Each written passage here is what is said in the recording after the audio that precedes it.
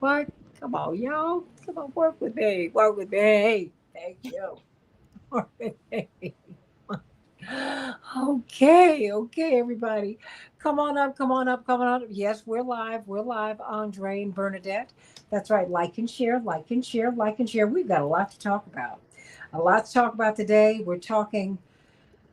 Oh my gosh, there's just so much to go going on. Of course, I was talking to Texas State Representative Ron Reynolds. You know that they have broken their they they are coming to Illinois, Ariel, because they are breaking the quorum. So they're facing arrest from the governor. But they did this in 2021 because of the redistricting that they are fighting. So, uh, I just am trying to follow them because Ron told me that that's what they were about to do, and now they are doing it, and they're headed to Illinois, and they're coming to a state where we have a governor who is sympathetic. But in 2021 they were facing arrest, and what people don't understand about the Texas state representatives is that they're paid a nominal fee to serve, and they all have jobs. So they're leaving those jobs, and many of them were risking their employment, and that they're doing that once again to try and be a firewall against the Republican governor, and the White House, adding 3 to 5 Republican seats out of the state of Texas. So we're going to be talking about that more and more over the next few days. I just had Ron Reynolds, Texas State Representative Ron Reynolds. He was on the airplane fleeing. And so he was with us for a few minutes in the last hour. So that kind of moves the clock. So thank you for being so patient. We're going to come up now. Hey, everybody. Welcome to the Santita Jackson Show here on AM 950 Radio, the voice of progressive Minnesota. I'm so glad to be back with you. I love you and I've missed you. I've missed you. I've missed you. But I'm doing well now. And so I'm back. I'm back. I'm back.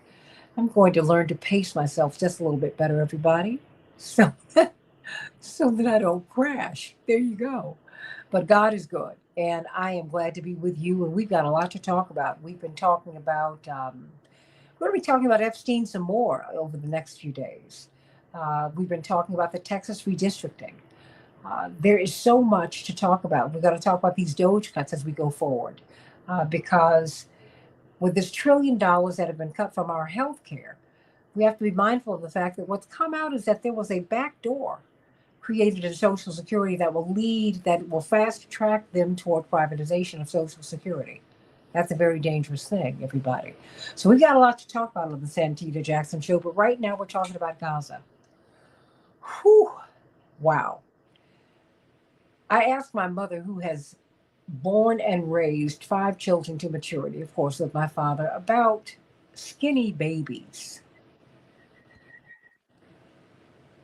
And she said, that's a horrifying thing because everyone knows that you're supposed to have a chubby baby. She said, you don't slim out until you're about 3 or 4. You want your children to be chubby. They need that. And a mother should be able to breastfeed her child. If you say that you're going to bring food to people, you shouldn't shoot and kill them as they're approaching the truck.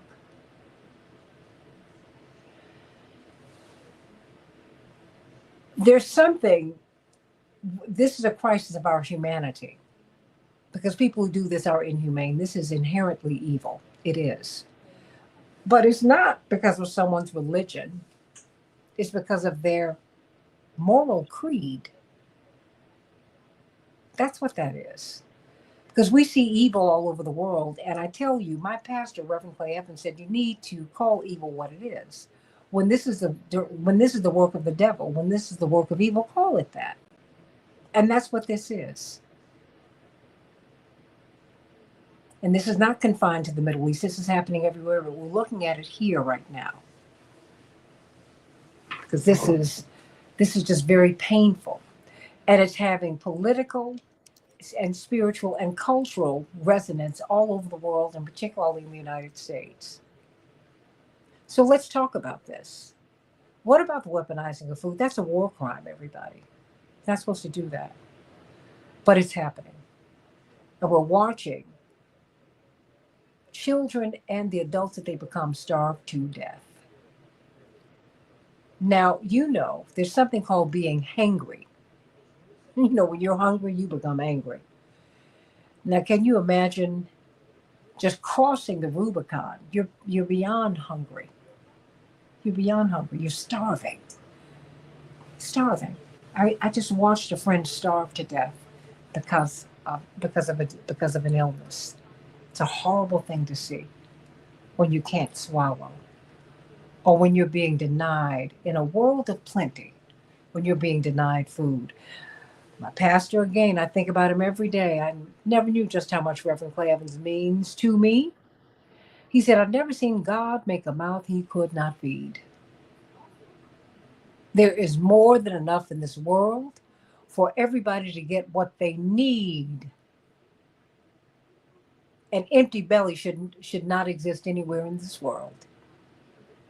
So let's talk about what's happening in Gaza and how, and in the West Bank, and how we're going to make this right, everybody. Because it's incumbent upon us to do that. So I want you to meet me on Blue Sky, santitajackson.bsky.social. I want you to meet me on the Santita Jackson and Friends Facebook page and at Santita J on X. And of course, here we are on YouTube, the Santita Jackson Show YouTube channel. I've got the crew with me today. I'm going to get some coffee cups for my girls because we kind of end up here every Sunday at some point, and I'm so grateful. Lavonia Perryman, of course, award-winning journalist on the radio and on television, and also a veteran of presidential and gubernatorial and local mayoral campaigns. She's been a Democratic operative for more than 40 years. Dr. Alia Amar, in her other life, she is a brilliant research scientist, but she is a social justice advocate here for these purposes. Ariel Gold, who is not in jail today, of course, owing to her training from Code Pink, but she's the executive director of the Fellowship of Reconciliation. I got to tweak my girl a little bit. And then, of course, Ronnie Patrice, um, Democratic operative, Palestinian American activist. Well, let me start with you, Ronnie. Let me ask you, because you and Ariel do have family over there now. You have family um, in the beleaguered region. Ronnie, what are you hearing about what is happening in the West Bank and in Gaza? Unfortunately, more of the same, worse and worse by the day. Obviously, the forced starvation in Gaza is rampant. I mean, we're at famine levels. And when I feel like sometimes when we say famine, we think of natural disasters and climate catastrophe, which is very real and still devastating, but this is all man-made. And not only is it man-made, it is also on the back of genocide. So that's still happening. Um, the powers that be would rather us talk about anything else. But isn't this genocide? Isn't this part of genocide? Just Absolutely. to starve people to I death? I I I think yes, and all, but I think the thing that makes this so different, this is not the first genocide some people have witnessed. I mean, some in our own lifetime, some in older than us, but the reality of this genocide is we are literally watching it on our phones and being gaslit at the same time and being told we're not seeing what we're seeing. And my feelings on the New York Times, so nobody is going to be shocked that I'm disgusted by them once again. But when the New York Times, you were talking about chubby babies, I just actually came back from holding my sweet nephew who's got the fattest cheeks. It's like he's hiding marshmallows in them and is this chubby little thighs, and like these are the things that babies should be at this. He's 5 months old, and instead we're seeing emaciated infants and toddlers and even teenagers, and then you have the New York Times writing a correction saying, oh, we're sorry, this child who is being starved to death has an underlying health condition. As if starving sick children is somehow okay, or as if starvation doesn't exacerbate an underlying condition, or as if starvation doesn't create health conditions. So it is beyond words maddening, and that's Gaza. And then you have the West Bank, where and one of the cameramen, Alda, who helped with No Other Land, Oscar-winning film, was killed by a settler who had been sanctioned by multiple countries, including the United States, until Trump came in and reversed the sanctions.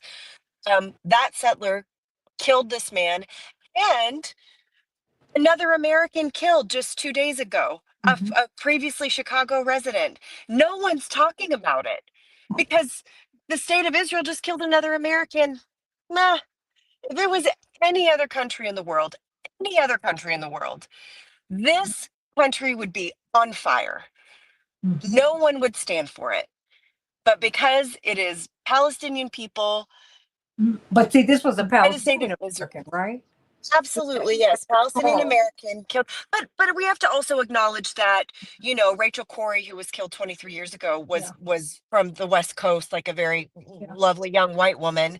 And Ayşenur Ager, who was killed last year, was a Mhm. Turkish, I mean, granted, and another brown country, but like a Turkish American woman. So I think yes, it's absolutely But that was true. a different There's that was a different time. I mean, not to I mean, just to further the conversation, because we interviewed Rachel Corey's parents on Reverend Keep Hope Alive show not too long after she'd been killed, and it's like it was when Jimmy Lee Jackson, when he was killed, leading into Selma, that was one thing. But when Reverend James Reeb was killed, and then Viola Liuzzo, it was a different story. Just to, because when I saw that young man, this young American of Palestinian extraction who'd been killed, I said, wow, they're not going to say anything about this boy. Because to me, he's a boy. He's a child. Because he was in his 20, what, 24? He was very young. He was, Yeah, I think he was like 22, yeah, he I was mean, yeah, very, he was very very young. young. He was young enough to be my child. So when I saw him, to me, I see that's my nephew. That's a boy. Mhm. And I said, no one's going to say anything about this young American who's visiting. And I mean, Rania, what? No one, no resolution, nobody said a mumbling word, Rania. I So, mean, I'm even you're talking about Saif, who was killed about 3 weeks ago. I'm yeah. talking about another American killed 2 days ago. No, no, I mean that I'm saying But that he too. he was 40. But still doesn't matter. He's a human being, with American citizen who's killed by a foreign government that we fund, by the way. And to your point, nothing, not a word, not a peep. And this is, I think what happens when a government operates with impunity. We've Mm. seen time and time and time again where they say they're investigating themselves, which is just adorable, isn't it? And then eventually they'll come out and say, oh, it was a mistake or an accident or whatever. And then nothing ever happens. There's no accountability. And I mean, you even had Marco Rubio when Safe was killed a few weeks ago saying, oh, we are going to hold the perpetrators to account, and Israel is holding an investigation. And it's like, who are you talking to? Like, I think they just think we're all dumb. Like we don't know what that means anymore.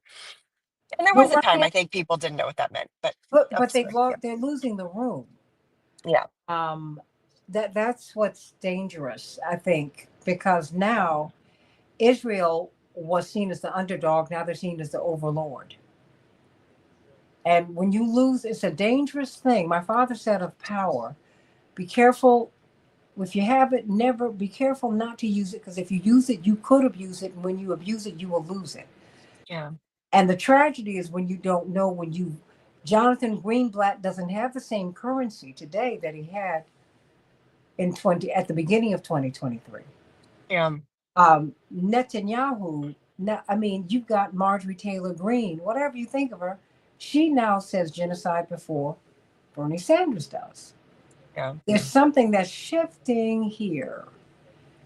And you can't shoot people, Ronnie, when they're going to get their food. No. What is that? I mean, there it's war crimes, and we saw. I mean, I feel so conflicted. I'm grateful that Tony Aguilar, who I'm sure people have Yeah. been seeing, he's been making the rounds. I'm so grateful that he's coming forward. But But tell the people who thing, he is. so he is a highly decorated Veteran. combat Yeah. veteran Yeah.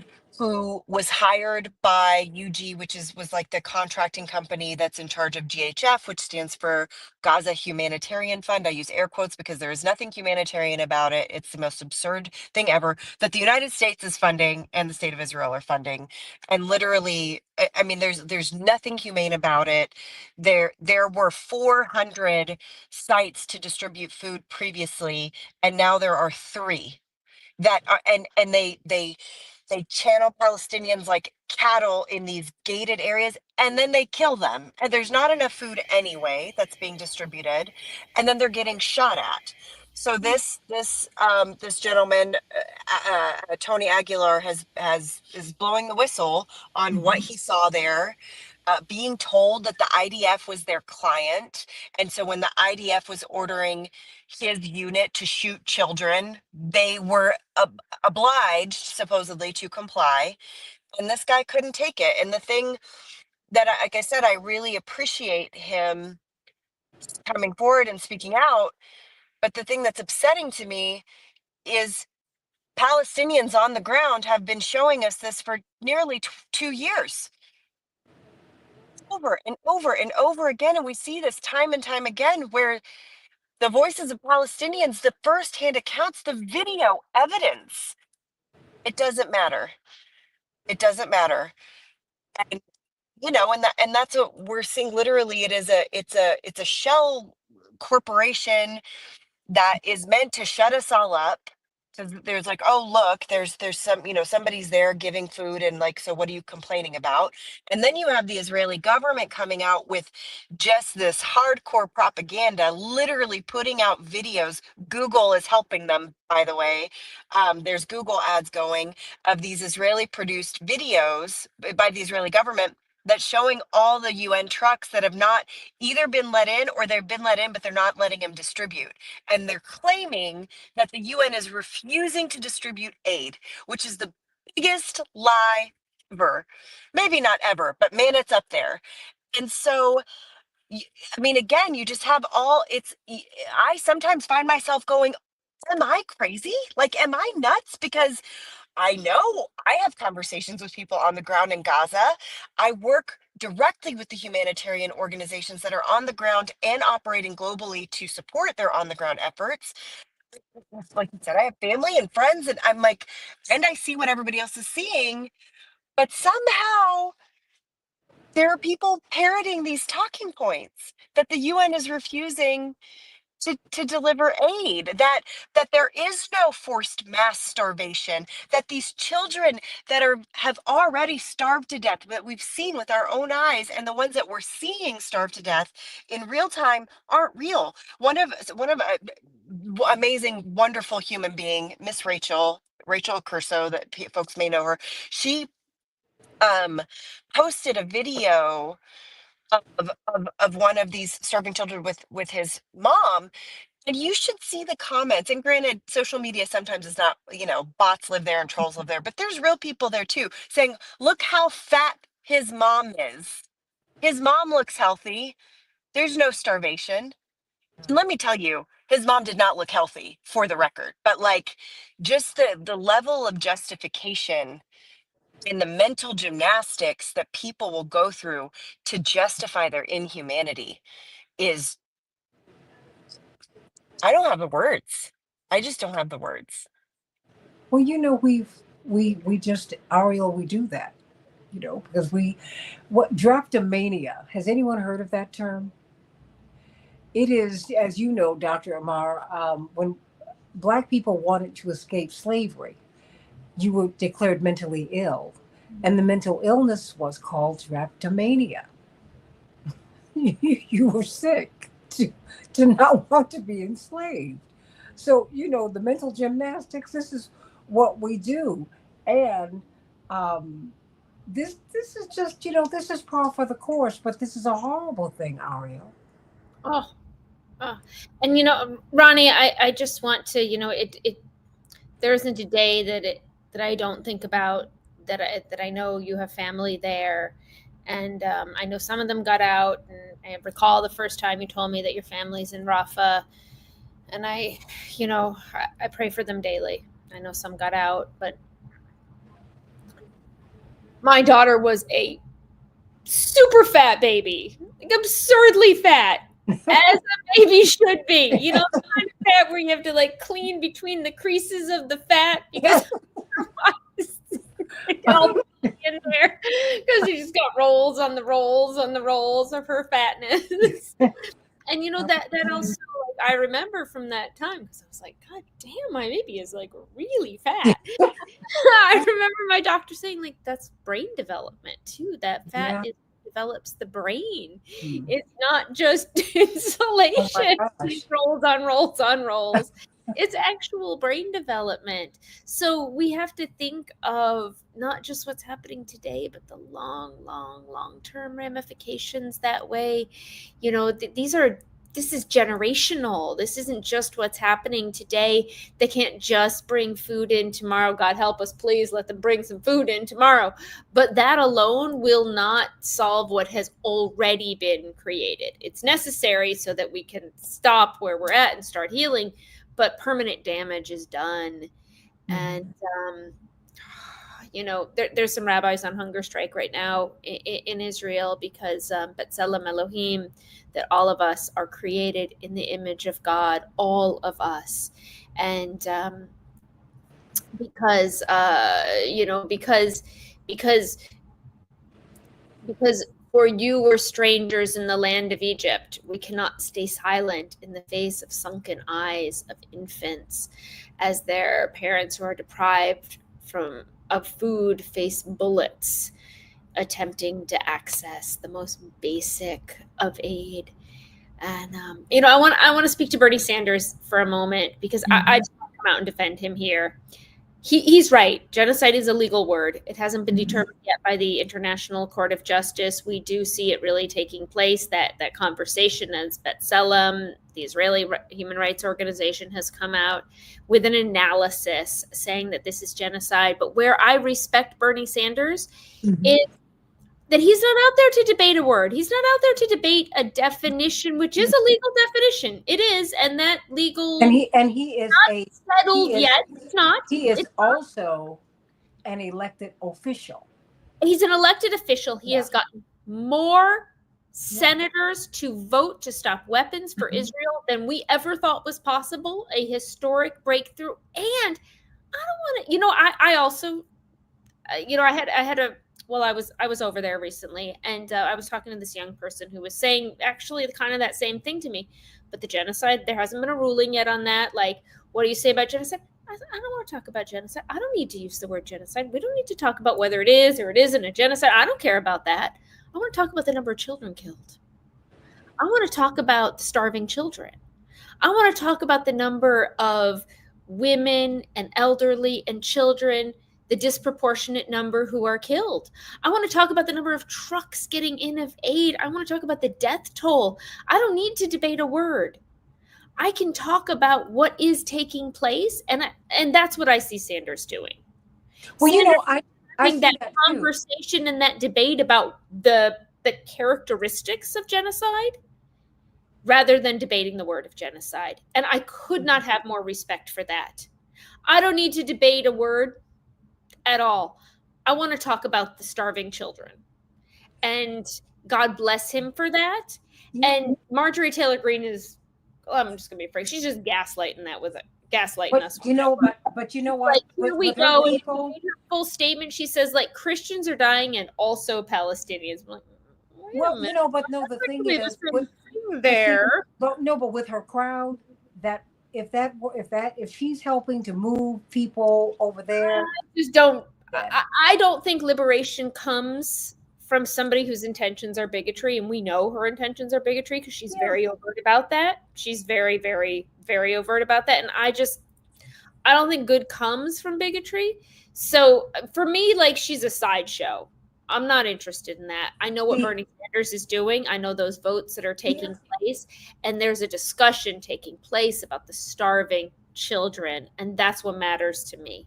Let's talk about those starving children, and let's talk about what needs to be done, which is that we need weapons to stop flowing, and we need as well. And this is the piece I'm on right now, but just this past week, 2 more Israelis walked into prison. It's because it's the new rite of passage, right? You graduate high school over there, and then you go to prison because you didn't want to go kill Palestinians. And I just think that's the most beautiful rite of passage. These 18-year-olds going from high school to prison. And I'm going to have a conversation this Tuesday with another one of them. His name is Daniel.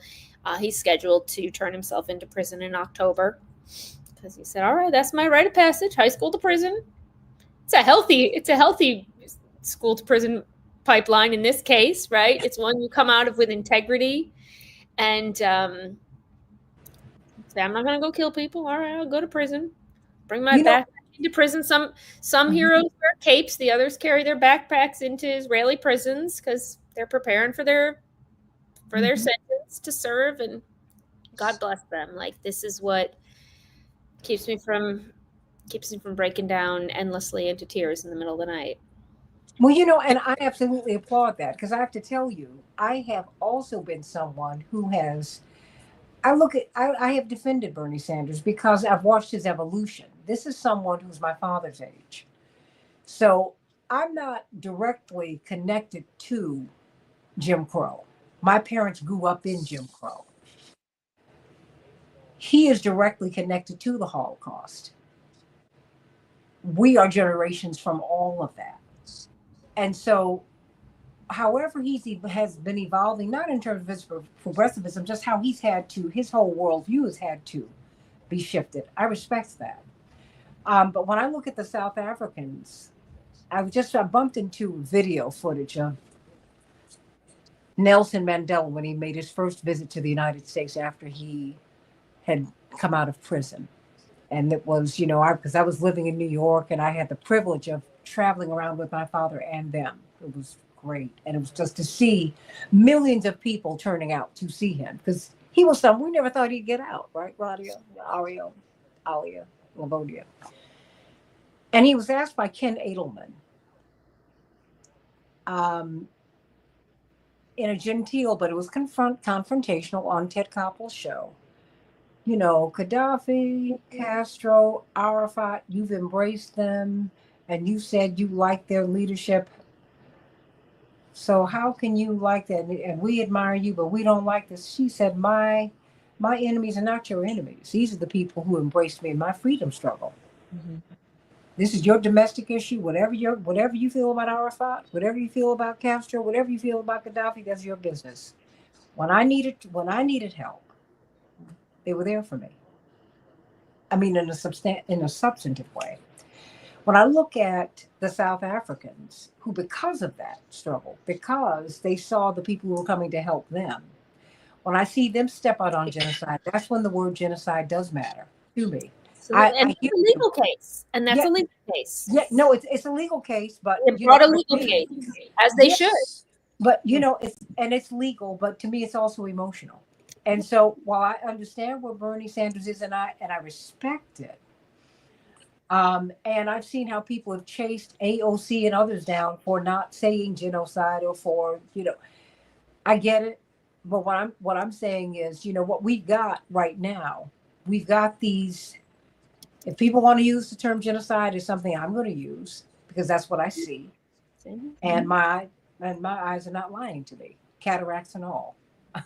I see what I see. But what I'm looking at, we've got to find out, Alia and Ariel and Rania and Lavonia, going to you, Alia, how we're going to get out of this. Because now we're watching these We're watching mothers who cannot breastfeed their children. We're watching these newborn babies. They don't even look human. Because your mind, you can't even wrap your mind around an emaciated newborn. This is absolutely Can I insane. just very quickly before I Yeah, drop, I just sure. want to And shooting say and killing people as they're going to pick up the food. I mean, what are we doing, I Ronnie? just and I very quickly, and then I have to go, and I'm so sorry I have to drop. But I say this as somebody who was Bernie Sanders' deputy campaign manager in 2016, who still works very closely with him in his office, who very much understands, and I've had a number of very emotional conversations with him. Two things can be true at once. Yeah. I fully support what he's doing and how he's pushed. And the last JRD vote was historic that he brought to the floor, as far as historic because a majority of the Democratic caucus voted for it. It's still sad that we're celebrating 27 out of 100 votes, but here we are. But I do also think words matter and language matters. And I have a really hard time believing that if it were any other country that we wouldn't all be using the term genocide, that everybody in the world would not be using the term genocide. And so while I fully support Bernie and I continue to support him, his office, the legislation and the resolutions that he pushes, I still am also pushing him at the same time because Bernie also, and we have to be honest, Bernie still uses the framework of October 7th being somehow the beginning of this. And that is not true. We can acknowledge that October 7th was atrocious and horrific and not pretend like there were not 75 years before that of atrocities and horrific actions. So I am that it's a very sometimes hard, like, putting your brain in those two places because I love and respect him. And it's not just him, there's others too. And also can't stand Marjorie Taylor Greene, just so I'm on record.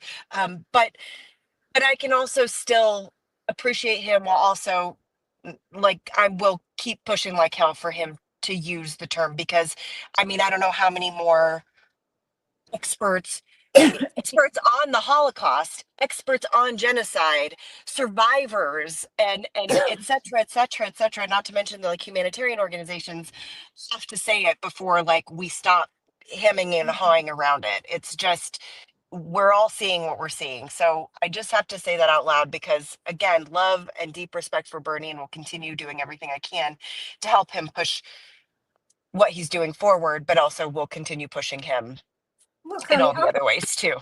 I'm a Bernie crap. Okay, he and Absolutely. Maxine Waters helped to keep me in the Democratic Party. I'm no shade, and I will tell you that because were it not for Bernie in 2016, hasta la vista for me. Bernie kept me in the mix. I said, as long as he's saying, and I feel that way about him now. And it breaks my heart that he's not going to be in another term. But I'm asking too much of this man. Please, this man had a heart attack while he was running for president. And then as soon as he got out of the hospital, we were like, you okay? Great. Keep on going, Bernie. Please, please keep on. It's true. Because I love you, Red. Rania, I and love thank you you. so I much. love you. Thank you. Love Love you. you all so much. Thank And you. you know what? And let me just establish this. Even as we sometimes disagree with each other, it's all love here. And I want everyone out there to understand that we don't have to see things the same way all the way. My parents have been together 64 years. And I have, yes, my father does not count the day that they married. He says the day that we met. And they've been together that long. And trust and believe, I have seen some disagreements, but they come together on their values, on the basic things. But there's some things my mother is, and just has some, my mother's far more conservative than my father is. And extremely, Yeah. yes, Yeah. extremely, yes. And so, and there's that tension. Sometimes he's looking at her, giving her the side eye, like, what? She's like, yeah, this is how I am, and this is it. And I can appreciate that, but on their values they've meshed. And so even if you and I go back and forth, Ariel, Alia, Lavonia, everyone, I want you to understand That's how we need to do this in America and in the world. Walk out of it loving each other. I will. If I had a kid, if she needed a kidney, she'd come and test me for it because that's my sister. And we're going to have to grow up in our politics. And I feel that way about you, Livonia. I feel that way about you, Alia. We have to grow up in our politics and embrace all the things that make us who we are. Everybody's got a worldview, everybody's got experiences that shape how we think and what it is that we see. And let us begin to respect that with each other. That's the only way that we're going to be able to move forward. The only way. The only way. And so, Dr. Amar, you got to help me with this because as we're watching, I think all of us. I mean, as Ariel, I know your daughter is not going to be happy to hear you describe her in her former life with all of these roles because these are what my baby pictures look like. Oh my gosh! I think all the food my parents got they gave to me, but my mother said, "Would you love to eat?" and we wanted to feed you, and that was it. Um, but that's not what's happening. And we're watching people go, they're being told the food is here. And as they're running, either to the truck or away from the truck, they're being shot and killed. The weaponization of food is a war crime. I mean, so talk to me about how we how we navigate this. So first, you know, I want to start where Rania left off. This is 75 years of impunity to Mhm. international law. We get here because of the unwillingness of the global community to hold Israel accountable for violations of UN Security Council resolutions, for occupations, for settlements, for their military operations. You know, in September, October of 2023, I don't even remember what part of it was, but I was at the Aida camp, which is a 75-year-old Palestinian refugee camp, temporary refugee camp, Mhm. for 75 years. And one of the things that occurs there is that the IDF soldiers, the Israeli soldiers, um, routinely not only spray skunk water on the people, which is a terrible thing and causes a lot of health issues, but Israel does not provide the amount of water to the residents of Ada camp that it's supposed to. And so, for much of the month, they get 1 week of water and they're supposed to get a month of water. For much of the month, they have to collect rainwater. And you have all these collection posts on top of people's roofs. Well, the soldiers are stationed, not too far away. And for fun, they shoot those containers so that the people are constantly not getting enough water, not getting fresh water, not getting clean water. But the international community turns a blind eye to this. We go ahead with our Amazon shopping and our clickbait nonsense, and we don't really pay attention to it. And so then you get other things that begin to happen. We talk about what's happening right now in Gaza with shooting children who are showing up for food. Where were we when they were shooting children in 2014 just for being on the beach? Yeah. You know, either either we need, and this is a commentary on our human deficits. Either we need such drastic things in order to show us that we have to step up and fight for our own humanity. Because make no mistake, the lives of Gazans are at stake, the lives of Palestinians are at stake, but it is your humanity that is being called to question in this moment. And when you watch children and women and men and elderly, when you watch anyone being starved to death and you giggle or you turn your head or you say, look at look at the size of the mother, right? Whenever you make these mental excuses, there is something deeply deficient within your own humanity. one of the visits that I took while I was there was also to Yad Vashem, which is the Israeli Holocaust Museum. And at one point there's an exhibit about the Warsaw Ghetto Uprising. Mhm. And they have the actual railroad tracks that came from that location. I think there's a light pole there. And I remember just kind of touching them and touching history in that sense and connecting myself to people that I would never meet, but who I had heard of my entire life because my uncle, the late Dr. Temuel Black, helped to liberate the Buchenwald concentration camps. And that changed his entire outlook about what it means to do the absolute worst in human nature to other human beings. And so I have been so deeply, deeply unsettled by these images and actions. I cannot imagine the descendants of the people that my uncle helped to liberate, the starving people he helped Mhm. to liberate, and the descendants of people from the Warsaw Ghetto oppressing another group of people with the same types of violence, placing the residents of Ada camp and the residents of the Gaza Strip and the residents of the West Bank in the same types of circumstances that their ancestors were placed in, not so long ago in history.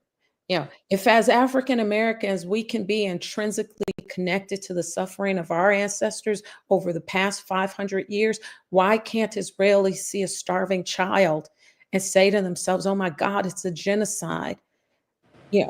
There are people who are fighting against it. Ariel, the people who are walking in, the people who are fighting from Code Pink to Not in Our Names, but it's not enough, Mhm. especially when the average American is much more willing to turn the channel than to call their congressman, than to call their senator, and to call BS on the gaslighting that's constantly being brought our way, because someone is starving to death today because of us. Mhm. And that's something that we need to absorb. History will judge us. God will judge us. And we must judge ourselves in this moment and say, where is my humanity? How can I go to sleep without even making a prayer for these people? Yeah. If you can't pick up your phone, if you can't if you can't take a moment to even question why it is that people who have been starved when they arrive for the meager, paltry amounts of food that are being given to them, um, when they arrive for that, they are being shot just like those water tanks are shot in Ada camp, except they're people, right? They're people. I watched a little boy the other day. He must have been about 8 or 9. And I had to stop in my office. And honestly, even as I'm talking right now, I'm stopping repeatedly to do these little micro breaths so that I just don't break into tears. But I was in my office. I watched this little boy on one of the food trucks. He had managed to climb to the top. And I do understand the desperation that causes people to fight. It destroys some of my soul to hear that Palestinians are sometimes reduced to harming other Palestinians because they're just trying to survive. That is a level of evil that is beyond anything I can really compute. But the little boy was on top of one of the food trucks, and he was scraping with his little foot. He was scraping the flour into a little pile, and then he was taking as much of it as he could, and he pulled his T-shirt out, and he was putting it in there. Now, I want anybody listening to stop for a minute, and you ask yourself, despite the gaslighting and the BS and the crap that people want to say, what 8-year-old does that who has a full belly? What 8-year-old does that who's eaten a meal in the last few days? That little boy was collecting the dust of the flour to put in his shirt. because maybe if he can get that home, a grown up can make a piece of bread for them to share. So at the very least, when you eat your meal tonight, ask God, who owns everything in the universe, to not let you eat while they go hungry. That if the United States will refuse to do it, if the international community will not do it, if the Israeli government seems hell bent and very proud of not doing it, that you in your own prayer will ask God above to feed these people, because that is the very, very least that you can do. And then ask Him to make you do more, because we are not doing enough. Livonia, your thoughts. Well, you're muted. All of this brilliance while we're muted, but it's okay. Yep, you're muted. Okay. No, now you just muted yourself again. But we're gonna get you. Um, you know, Livonia, go out and come back in. You know what? I tell you, it's not surprising, Dr. Omar and Ariel and Livonia, when I see the cruelty um, that I'm seeing the Israelis inflict upon Palestinians, and I'll tell you why. Because what's been done unto us, we do unto others if we're unhealed. Mhm. That is why Dr. King, in his genius and divinity, came to Black people, a people who had experienced the worst that the world had to offer, because Nazis learned how to be cruel to Jewish people by studying what happened to Black people in America. Yeah. Yes. Cruelties that have been inflicted upon people the world over. The American model of how Black people and Indigenous people, but Black people particularly in slavery, were treated, that was learned here. Dr. King came up with the radical idea of love and compassion as a weapon. And Yep. love is not an inactive No. thing. Love as a verb, love as something that was very, very active. Mm. And one of the challenges that Palestinians will have coming out of this, because they will win, because God has already won, is not to do unto others, to each other and to others, what's been done unto them. Because it's a very human thing. Yeah. I'll tell you one thing about having Mhm. been in Palestine and having spent my whole life around Mhm. Palestinians. It is hard to meet a more loving, giving group of people. It truly is. I had a shirt on earlier today. I took it off.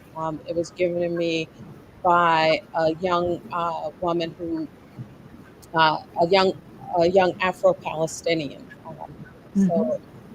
she gave me this shirt off nearly her back. She had just bought it for herself. Mhm. And it's so hard to be able to go out and get anything for yourself and have anything because of what you have to go through just to get Yeah. normal things. And there was her brother who ran up to me and gave me a necklace that I often wear. Um, they're always giving.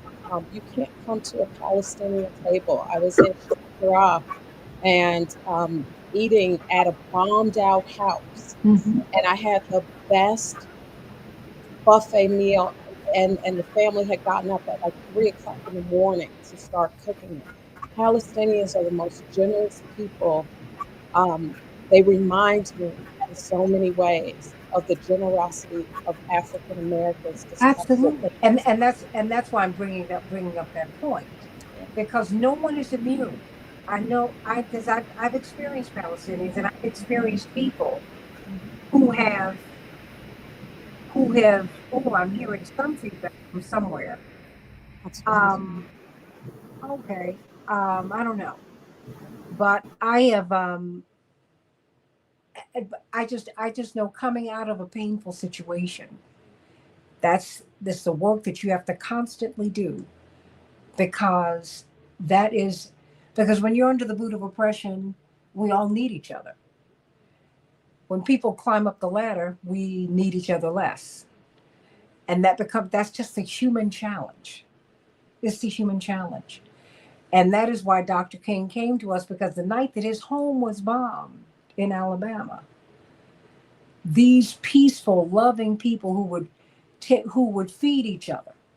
You could leave the doors open, because I would spend time in the South. I get it. What growing up with my grandparents, they came out with their guns. They were ready to shoot and kill. He said, "No, no, no, no, no, no. We're not going to do that." No. And he had to work with our people because we had experienced so much violence. I mean, anytime Rosa Parks said, I looked in the mirror and I saw the abuse of white men on my face. This is something I heard my own grandmother say. She said, no, no, that kept me pushing. It made me demand the vote, not just for me, but for everybody else. It's just, it becomes the work. And if we just remain mindful that that is the work going forward for everybody, because some people missed that lesson, and that's why they came out of this doing something that is so evil. I mean, and it started before the Holocaust, quite frankly. I But think the only reason I wanted to mention that was because the narrative around Palestinians is often as if somehow you're protecting, not from you, but the narrative that we keep getting from politicians and the media is that somehow you're protecting the whole world from these people and what they would unleash, or somehow they can't be rewarded. But they say that about Black people now. They say it about Black people now. But like even this week when they were saying, well, you can't reward Palestinians with Palestinian statehood after what has happened. Yeah. You aren't rewarding Palestinians with Palestinian statehood. Not only are you adhering to what international law was always supposed to have been around this issue, but you aren't rewarding Israel for genocide by giving them beachfront property. That's what you're not doing. You're not rewarding a nation that for 75 years has, and even before then, but for 75 distinct years, has oppressed and stolen from another people. You're not rewarding them at the end of this. So when you see those starving babies and you hear a politician and he's trying to tell you, like they tell you that African Americans are nearly animals that you got to protect society from. That we are animals because we were 3/5 human. I'm saying because only got a few more minutes here. I'm going to stop because I know Lavona has been more than patient. No, but I'm just saying that when we look at the parallels, we have to look at them. And we have to look at how we can come out of this hole together, because it's a hole that we're all in. Yes. We're all in it. That's what I'm saying. That's when I look at Dr. King and I say, wait a minute, the strength to love. I mean, I look at the words I look, not just his words, but the actions that he left us with. I'm talking about my mother, who said, after having experienced him, because she worked for him, she said, I understood Jesus. When I got to know Bevel, I understood Jesus. There's some people who made me understand, because Jesus came here as a man, as a human being. And this, I'm just speaking to our own human frailties. And I've heard Palestinians called human animals. I recoil in horror because that's what's been said of Black people. Yeah. And that's why we have to come together. We have to hear that we are one humanity. And when they suffer, we suffer. And God forbid that after 500 years of our suffering, anybody should be able to place in our souls in humanity. We of all people have to fight back against that. But we do it. And that's why we have to state it. And understand that's part of the human experience, and say, now, you know what? I've seen other people do this. We're not going to go here, because as we're liberated, the other side of this is that. And because we turn the pain inward, sometimes we don't hurt the people who hurt us, we hurt ourselves, either ourselves personally or each other. Yeah. And that's all I'm saying. Because it's not that I don't think that Palestinians are ungovernable and all of that. I don't think any of that. Because all that this is racism. You know, I mean, this is horrible. But Livonia, I think we got you now. I think I'm back. Woo! Well, you know what? We have like 4 minutes, and they all belong. And I'm gonna do it in 4, maybe 3, because all of what has been said has been right on point, right to the point. And I want to come from perspective as what we see on television, what we hear on the radio, what we see in Facebook and all the social media. Trust me on this one. Once again, we are talking to each other, and we are very passionate about this issue. And the media is complicit with holding back the information about starving children. I think back, sisters, that when Emmett Till was murdered, his mother said, "Oh, no, we're not going to have a closed casket. I want you to see what you have done to my son and what you have done to the Black community." And trust me, I might have been 7 or 8, and I opened up Jet magazine, and it terrified me. But it terrified the country. But it brought attention to the atrocities that were taking place in Black people. And I'm saying in my next 2 minutes that those people who I work with and you work with in terms of being in the world of radio and television and social media, if they would rise up this story as high as they rise up the story about sex, money, and who did what to whom, and put it at the lead story and show the atrocity of what's happening in another country with children whose relatives live in America. Some do live right here, who are citizens who happen to be dual citizens. Dual citizens. They're American. Some who are over there who got stuck in the midst of the war. Americans. And understand that, like you said, 75 years of malnutrition. It's not about having a definition about what is genocide. We know, if nothing else, African Americans, Black people, for 400 years, we know what genocide looks like. And I want to give you a secret. Other people who don't look like us, they know too. Let's not be, the fantasy needs to be veiled back. The media needs to make sure every morning when I wake up, instead of hearing the word Trump, and every time I go to bed, the last word I hear is Trump, they need to know about mothers, sisters, brothers, little babies, aunts, uncles, human beings who are deliberately being starved to death. Those who are not starved to death, they're being shot at. And I saw a little 8-year-old, 9-year-old. He had his little bag of goodies, rice, and some lentils. And he had to jump like he was doing a hustle dance because they were shooting at him. This is the little boy. That is the story. That's the breaking news. The breaking news is not the sex, money, and who did what to whomever. That is not.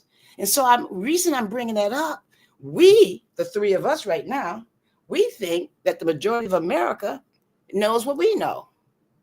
Trust me. Now we do. Not as many as there should, because if they should, there should be a roller coaster of people, saying, we will not tolerate this. But you know as well as I do, Livonia, because this is the issue that these people tried to destroy Reverend's campaigns over. It was this issue. It was no other issue, Alia. Yes. This was the issue. These people tried to kill Reverend. They tried to destroy his campaign. It was over this issue. No other issue. This was the issue that they tried to destroy him over. We've been under the gun since 1979.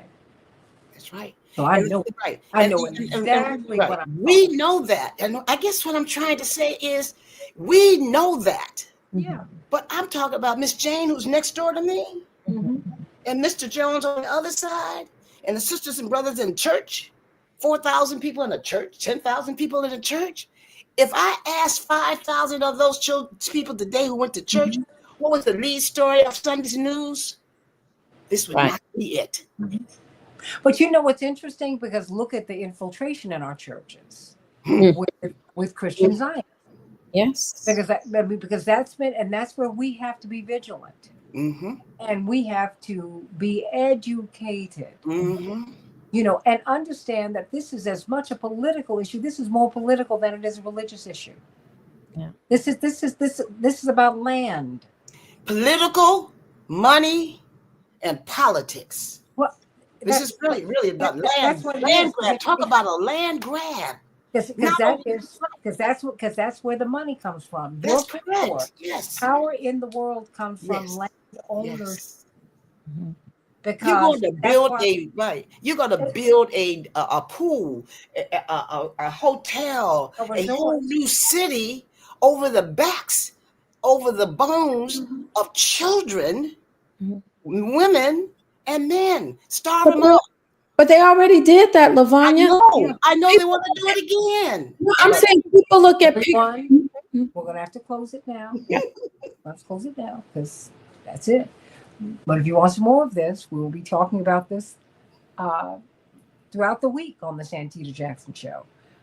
What did you say, Robert? All of the above, and you said facts, and Andre said, "My Lord," and all of that. You know what, everybody? Let's just know that love is a verb, and love is very, very hard. It's very hard. Dr. King talked about the strength to love. You gotta be strong to love because you've got to forgive and you've got to move forward. You've got to take a lot to love. And you have to really exercise yourself of that which is ungodly. And we all have it. So let us begin to care about these starving children there and in Sudan. They're all over the world. They're all over the world. God never made a mouth that God couldn't feed. My pastor told me that. I've never seen God have a vision without making provision. We're all visions of God. And before we get here, the provisions have been set aside for us to make it. So when you kill someone, when you kill their dreams, when you kill their food, when you kill them, you have committed a murder, which is the highest and most grievous sin. And that is what we're watching. And if we don't respond, something in us has died. So let us be mindful of that. And let us start to love each other. I didn't say like, I said love. Mm-hmm. No, nowhere in the Bible are we commanded to like, we're commanded to love. That's the commandment. Now, when you love people, eventually you like them, or certainly you just say, you don't even tolerate them. I don't know where that came from. The commandment is to love. And that's what we have to do. And you have to decide that they're not shooting at these people, they're shooting them. When they're shooting at them, they're playing a game with them. But there was this boy, Amir, that one of these American contractors, he said, he kissed me on my hand and almost made me cry. And I said, and he said, and then they killed him. This was a child. This is what they're doing. Did you know the Belmont Stakes? You know, that big race? I just found that out. Belmont Stakes, you know, that was named after the Belmont Stakes was August Stakes. August Belmont used to burn his slaves to death. That's why we have the Belmont Stakes. It was named after an activity that he performed on his enslaved people, his black people. Oh, yeah. The cruelty abounds. Aren't you tired, everybody? Aren't you tired of the cruelty? Now, you need to be about loving. The book of Revelations at the end, God has already won. Now, the question is, are you going to be on God's side?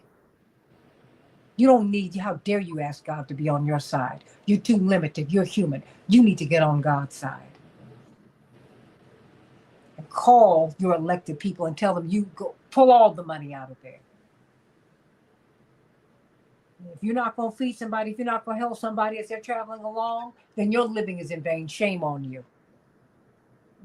But we've got to get right with God. get right with God and you start traveling with God and you stop doing this heinousness in Palestine and in the Sudan and everywhere all around the world. Stop mistreating people. Stop doing that to people in Haiti. Stop doing it everywhere. Just stop it. And let's be good people. The Santita Jackson Show. God bless you, everybody.